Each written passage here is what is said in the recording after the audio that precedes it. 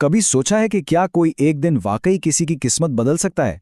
आज हम एक बहुत ही दिलचस्प पेशिनगोई का जायजा ले रहे हैं। ये पेशिनगोई है 17 मार्च 2026 के बारे में। तो चलें देखते हैं कि आखिर इस तारीख में ऐसी क्या खास बात बताई जा रही है। अब देखें, ये कोई छोटा मोटा दावा तो है नहीं।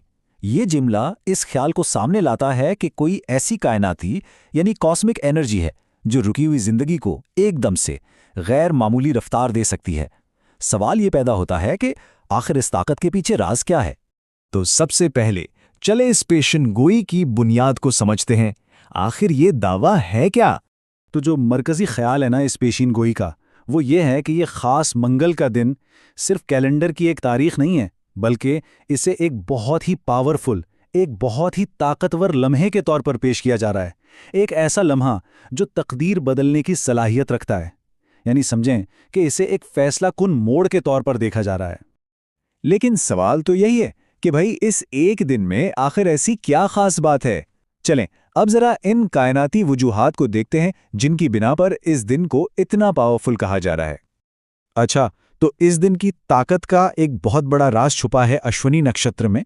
इसे सितारों का मुआलिज भी कहते हैं।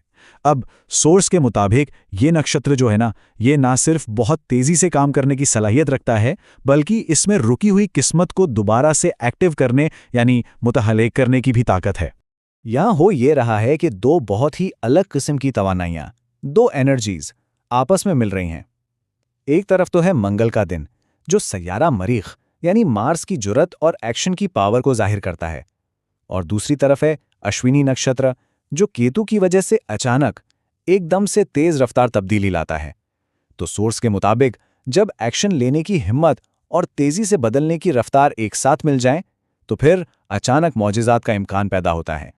अच्छा, तो इस कायनाती तवानाई से फायदा उठाने के लिए सोर्स में कुछ प्रैक्टिकल मशवरे भी दिए गए हैं, जैसे कि सुर्ख या गहरे नारंगी रंग का इस्तेमाल करना, और गुस्से पर काबू पाने और ज़हनी सुकून के लिए थोड़ा सा गुड़ सदका करना।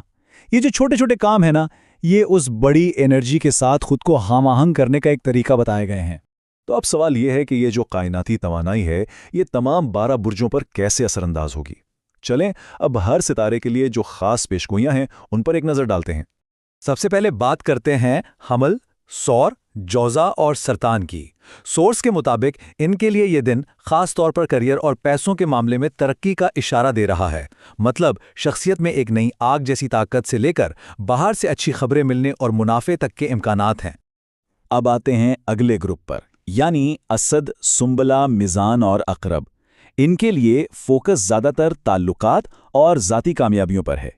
किस्मत का साथ मिलने से लेकर पार्टनरशिप में मजबूती और यहां तक कि पुराने झगड़ों में फतह तक के इम्कानात नजर आ रहे हैं।